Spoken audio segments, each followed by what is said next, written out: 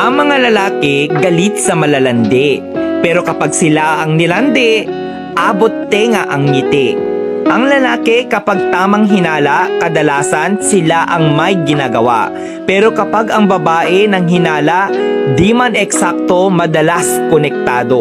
Ang mga babae pag nasaktan, mas nagiging matalino, maganda at matapang yan. Kaya kapag iniwan mo siya, mahirap na yang balikan. Pag may babaeng gustong agawin ang iyong asawa, ipaubayo mo na. Dahil ang tunay na responsableng ama ay hindi maaagaw kahit nilalandi pa. Kaya tatanungin kita, kung ibabalik ka sa buhay single at kung mag-aasawa kang muli, asawa mo pa rin ba ang pipiliin mo? Tandaan mo, wala naman talagang pinanganak na manloloko. Di lang talaga na itanim sa pag-iisip nila ang tunay na kahulugan ng seryoso, respeto at kontento.